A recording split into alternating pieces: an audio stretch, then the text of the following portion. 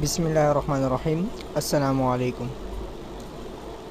हमारा अगला टॉपिक है अप्लाई ग्राफिक्स बैकग्राउंड इन डॉक्यूमेंट्स, यानी हम अपने बैकग्राउंड के अंदर, डॉक्यूमेंट्स के अंदर उसके बैकग्राउंड में कैसे ग्राफिक्स लगा सकते हैं।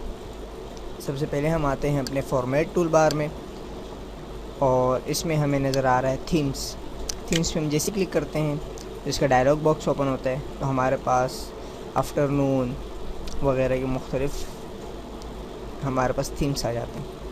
अब इनमें से हम किसी भी थीम्स पे क्लिक करते हैं और उसको ओके करते हैं तो वो थीम्स यहाँ पर अप्लाई हो जाता है। जिस तरह मैंने एक थीम्स यहाँ पे अप्लाई किया,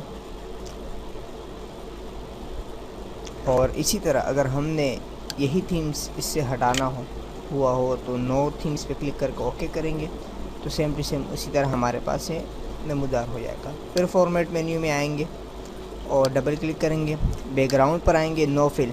अगर हमें कोई कलर इसमें ड्रॉ करना हुआ हो तो इस पर क्लिक करेंगे, वो कलर हमारे पास यहाँ अप्लाई होगा।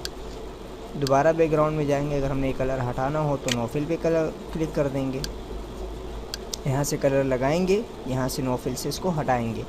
मोर कलर लगा सकते हैं, कोई दूसरा कलर, और यहाँ से बैकग्राउंड में आके फिल इफ़ेक्ट मैं आपको पहले पढ़ा चुका हूँ ऑटो शेप्स में। ठीक है, एक दफ़ा मैं आपको रिवाइज़ करा देता हूँ। ये सिंगल कलर के लिए, ठीक है, ये डबल कलर के लिए आपके पास कोई भी कलर हो, आप उसका कोई भी डिज़ाइन तैयार कर सकते हैं। लाइक कि मैं इसमें से किसी डिज़ाइन से करता हूँ, ये देखिए वो डिज़ाइन यहाँ पर अप्लाई हुआ। इसी तरह आप मुख्तलिफ़ किस्म की डिज़ाइनिंग इसमें कर सकते हैं आप लोग।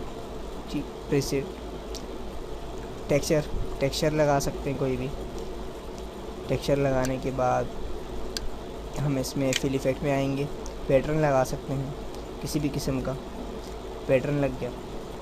और इसी तरह हम बैकग्राउंड में आएंगे, फिल इफ़ेक्ट पे, पैटर्न पे आएंगे, पिक्चर पे आएंगे, यहाँ से हम कोई भी पिक्चर सेलेक्ट करेंगे, ओके करेंगे, यहाँ से इसको ओके करेंगे, वो पिक्चर इस पर अप्लाई हो जाएगा। इसी तरह हम अपने बैकग्राउंड को खूबसूरत से खूबसूरत बना सकते हैं।